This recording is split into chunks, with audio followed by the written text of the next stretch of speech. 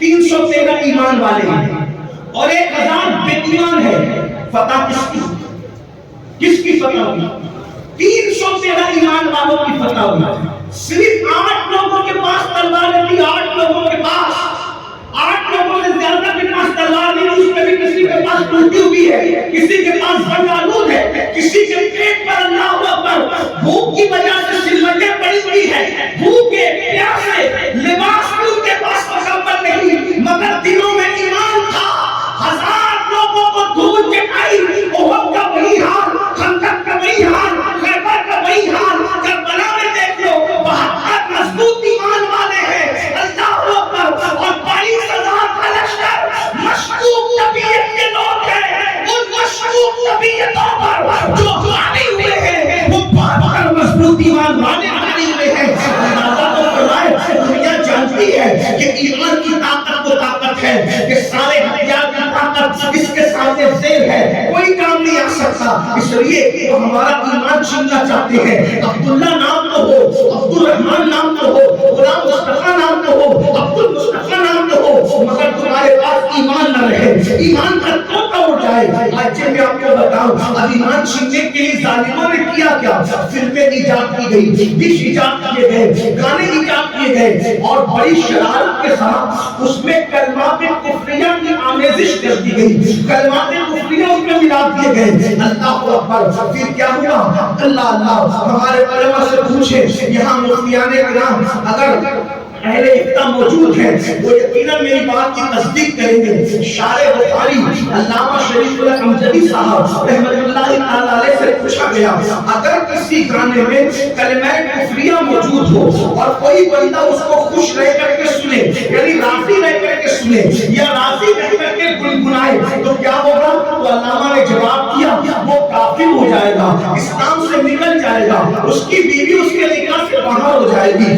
اگر مرید تھا تو بیعت بھی اس کی ختم ہو گئی. یہاں تو بہت پھوٹ کر کہتے ہو ہم تاج الشریعہ کے مرید ہیں، ہم حضور امین ملت کے مرید ہیں، ہم تو امین شریعت کے مرید ہیں، ہم قادری ہیں، برکاتی ہیں، رضوی ہیں، اشرفی ہیں، مدانی ہیں، وارثی ہیں. میں نے کہا ایمان کا توتا ہو گیا تو رہا رہ کیا گیا.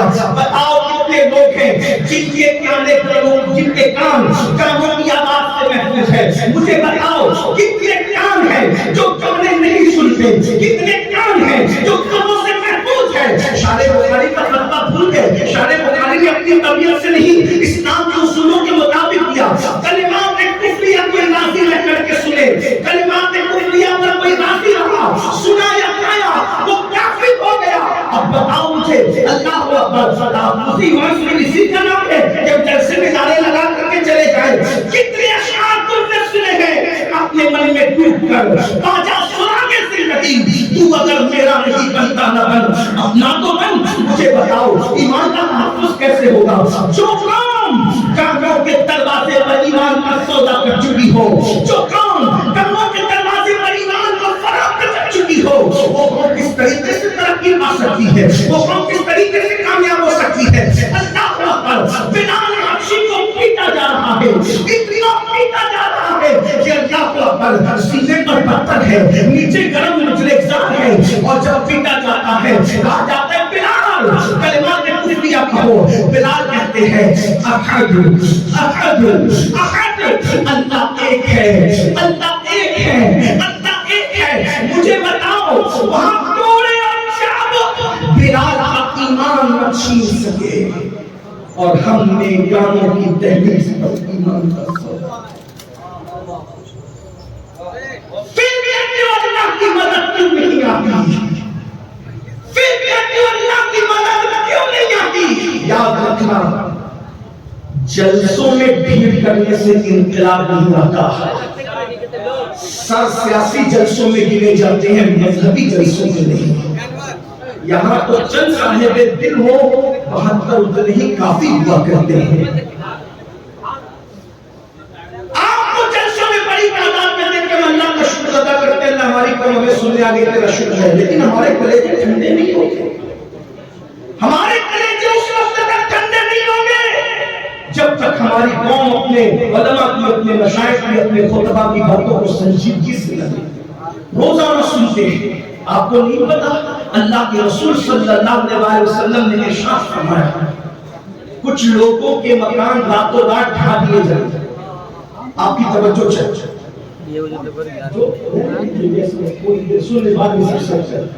تھوڑی توجہ, بہت اچھے سنیں, تھوڑی دیر. میں کوئی خطیب نہیں, صرف اپنے دل کا دکڑا لے کر اس کو سن لیں. اتنی سی بات, یعنی یہ سمجھ لیں کہ اپنے دل کا درد ہے میرے پاس, اور کچھ کوئی فرق نہیں, نہ میں کوئی مہدی نہ کوئی خطیب, صرف دل کا درد ہے, وہ بھی آپ کے دل کے دروازے پر دینا چاہتا ہوں. توجہ سے سنیں. اللہ کے رسول علیہ السلام فرماتے ہیں کچھ لوگوں کے گھر راتوں رات ڈھا دیے جائیں گے. اب میں یہ تو نہیں کہوں گا کہ بلڈوزر چل جائے گا, میں نہیں کہوں گا, کیونکہ میرے نبی نے بھی کہا, لیکن اتنا رسول اللہ نے اشارہ ضرور دیا کہ راتوں رات تمہاری بستیوں کو ڈھا دیا جائے, راتوں رات تمہاری بستیاں ڈھہ جائیں, گھر تمہارے تباہ ہو جائے, زمین بوس ہو جائے. بہت ساری حدیثوں کو کبھی ایسا ہوا کہ لوگوں نے سمجھا ہی نہیں. کبھی کوئی زمانہ آیا تو دیکھنے کے بعد پتا چلا کہ ہم سمجھ کچھ رہے تھے اور یہ ہے. اس کی وجہ یہ ہے کہ یہ حضور کی حدیث ہے. ایک بات اچھی طرح یاد رکھنا, حضور علیہ السلام کا کلام ہر دن نیا ہے, اور اتنا نیا ہے کہ جو جس نگاہ سے دیکھے اس کو وہ سارے انوار اور تجلیات ملتی نظر آتے ہیں.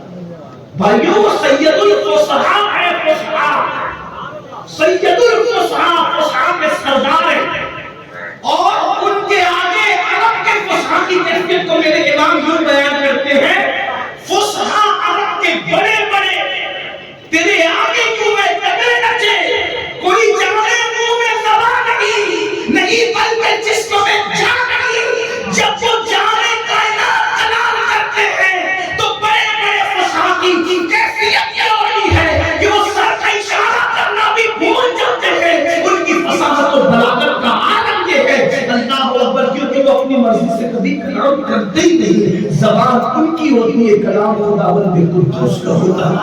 کیا فرمایا, راتوں رات تمہارے مکان ڈھا دیے جائیں گے. میں سمجھتا ہوں کہ ہر محدث نے اپنے دور میں الگ الگ تشریح کی ہوگی, لیکن ہندوستان میں اس کی تشریح کو آنکھ سے دیکھ سکتے ہیں. راتوں رات تمہارے مکان ڈھا دیے جائیں گے. صحابہ کرام نے اس کی رسول اللہ اس کی وجہ فرمایا دو گناہ ہوں گے. ایک یہ کہ جو لوگ رات کو شراب پیئیں گے اور میوزک اور گانے سنیں گے, اس کی نحوست سے راتوں رات ان کے مکان ڈھا دیے جائیں گے. بھائیو یہ جو لوگ جو ڈھاتے ہیں نا, یہ پتلی ہے, اللہ کی مرضی کے بغیر پتا نہیں ہلتا. اللہ رب العزت کی تلوار خود ظاہری طور پر کسی کو سزا دینے نہیں آتی, بلکہ قدرت کسی نہ کسی کو مسلط کرتا ہے, کبھی ہلاکوں کو, کبھی چنگیز